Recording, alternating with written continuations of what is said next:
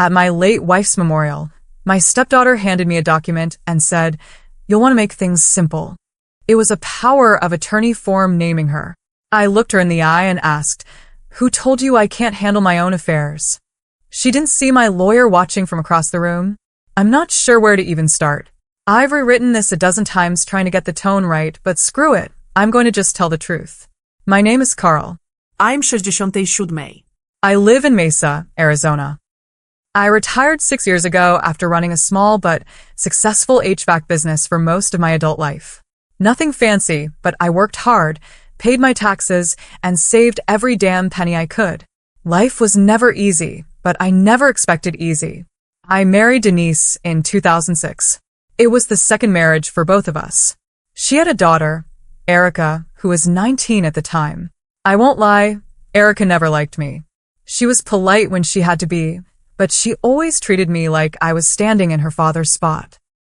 Her real dad, Tim, died in a car accident when Erica was 12, and I understood that kind of grief could plant roots deep. I gave her space. I never tried to be her dad, but I showed up to her college graduation, helped pay off her student loans when she got into a bind, even co-signed on a loan for her first condo in Scottsdale. Denise and I didn't have any children together, so I always figured helping Erica was just part of the deal. Family, right? Denise got sick in 2023. Ovarian cancer. Stage 3 when they found it. We tried everything, surgery, chemo, experimental trials. I quit the part-time consulting work I'd been doing and became her full-time caregiver. Every doctor's visit, every ER trip, every awful day after chemo, I was there. I'd sleep in a chair beside her hospital bed just so she wouldn't be alone when she woke up in the night. Erica started showing up again once Denise was clearly dying.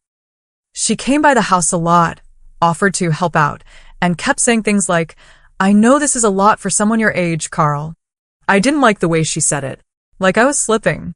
Like I couldn't handle my own damn home. The truth is, Denise noticed it too. About 3 weeks before she passed, she told me, "If anything happens, don't let Erica bully you." She's been asking questions about the house, about my accounts. I asked her if she had changed anything in her will. She just shook her head and said, "No, I trust you'll do the right thing." She died quietly at home. I was holding her hand when she went. The memorial was small. Denise wanted it that way. Just close friends and family. I was still in shock that morning. I hadn't cried yet. I felt like I was outside my own body, just moving from room to room, greeting people I barely recognized. Then Erica showed up in black heels, a designer bag, and an envelope. She hugged me, real stiff. Then pulled me aside and said, "I brought something that'll make everything easier on you." She pulled out a power of attorney form, already filled out, naming her. It looked like she'd had it drafted by someone who knew what they were doing. "You'll want to make things simple," she said. "I can take care of the bills, the paperwork, the house." I looked at her and said, "Who told you I can't handle my own affairs?" Her smile didn't move. "I'm just trying to help. Mom said you'd need it." I didn't say a word, just folded the document and slid it into my jacket. What she didn't know was that my lawyer, Doug Langston, was standing a few feet away pretending to check his phone. Doug has been my attorney for nearly 30 years. We golfed together. He's seen every business deal, every tax filing, every estate draft. He already knew something was off when I told him Erica kept showing up. After the memorial, the real trouble started. Doug called me 2 days later and said, "Carl, we've got a problem." Turns out, someone had attempted to access Denise's investment account using a POA form.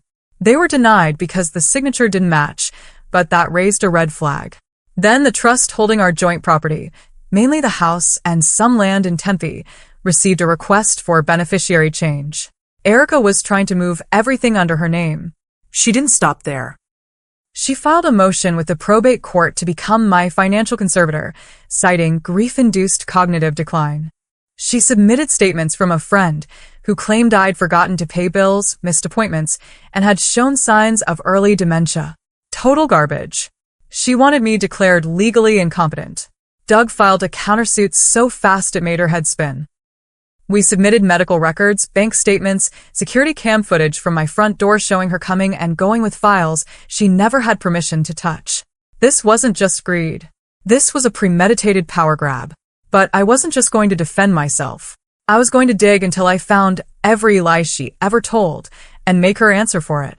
I thought Erica hitting me with the power of attorney form at Denise's memorial was the lowest she could go. I was wrong. Doug and I started tracing the documents she tried to submit. He's got connections, and we were able to quietly talk to a few clerks and notaries around Maricopa County. Turns out, Erica had used a mobile notary for one of the fake documents, someone who notarized a signature Denise supposedly gave just 5 days before she passed. Only problem? Denise couldn't hold a pen by then. She could barely lift a fork. I still have the journal Denise kept during those final weeks. Her handwriting turned to shaky scribbles. No way she signed anything legal. Doug said we'd need to bring in a handwriting expert if it came to court. I said do it. Then came the bank notices. I had 3 accounts, 1 checking, 1 savings, and 1 Denise and I used for joint expenses. I logged in one morning and found a hold placed on the joint account. When I called, the rep told me there was a dispute filed regarding ownership. Erica had claimed I was attempting to drain funds unlawfully after Denise's passing. She was trying to freeze me out of my own money. I lost it that day. I'm not proud of what I said on the phone with her, but I called and told her, if you want to fight, I'll give you a goddamn war. She didn't back down. She doubled down. Next thing I know, I get a letter from Adult Protective Services. A formal inquiry. Someone, guess who? Reported that I was confused, unstable, and being manipulated by a lawyer for financial gain.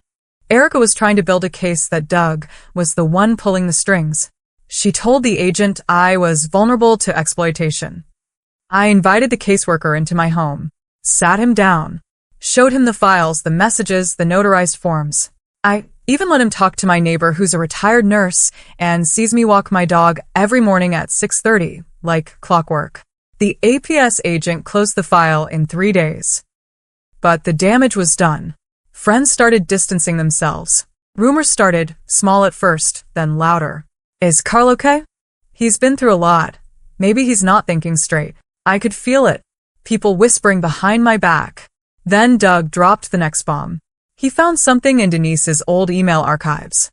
Something she must have forgotten to mention, or maybe didn't want to.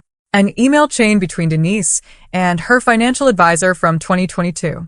The advisor had warned her that someone, Erica, had tried to request a portfolio summary under Denise's name using a temporary account authorization.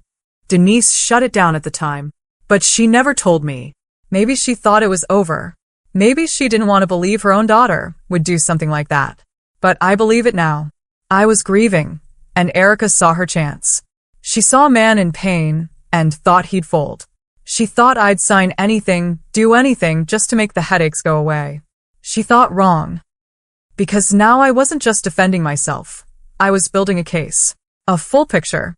A timeline of every shady move, every forged document, every lie. And then something happened that changed everything.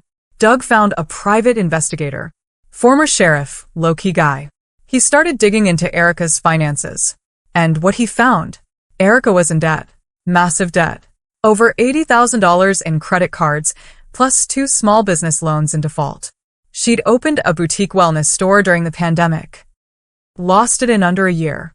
She was trying to claw her way out by going after her mother's estate. That's when it all started to make sense. This wasn't just greed. It was desperation. Erica wasn't just trying to take from me. She needed to. Her plan wasn't just selfish. It was survival. But it was still illegal. And now I had more than just lawyers. I had evidence. I had motive. I had people willing to testify. But I was waiting. Because revenge isn't just about winning. It's about making sure they never try you again. Just when I thought I had Erica cornered, something happened that made me question everything I thought I knew. Doug called me early one morning. He sounded unsettled, which is rare for him. "We got a problem, Carl," he said. "The notary who signed Erica's forged documents? He's dead." I sat down hard on the kitchen stool. "What do you mean, dead?" "Found in his apartment. Supposed overdose. But the autopsy was rushed. And the report? Sealed." Now, I'm not a conspiracy guy, but something about it didn't sit right. Doug said the guy, Jason Bell, was 34, no criminal record, no history of drug use, and he just renewed his license 3 weeks prior. And yet somehow, right after I challenged the validity of a document he'd notarized, he turns up dead? Doug's words were careful. We don't have proof of anything yet, but someone's cleaning up loose ends. The tension in my chest didn't go away for days. And then it got worse. One night, around 11:30, I caught someone trying to break into my garage. I keep everything locked, especially since Denise passed. I heard the noise, metal scraping, and got outside just in time to see a figure running down the alley. They dropped something on the way out, a phone. Doug had a tech guy crack it. It was a burner phone. Mostly wiped, but it had one contact saved. We traced the last few texts, and sure enough, there were messages about documents and timing. Nothing directly incriminating, but it didn't take a genius to connect the dots. That was when I realized Erica wasn't working alone. Doug and I did some digging and found her boyfriend, Mark, had been arrested twice in California. Credit card fraud and impersonation. Charges dropped both times, but the pattern was there. He was the one who helped her draft the POA forms, we think. Probably the one who tried to access Denise's accounts too. Erica had brought a wolf into the house and kept him in sheep's clothing. It made sense now. Her sudden interest in Denise during those final weeks. The forced concern. The push for access.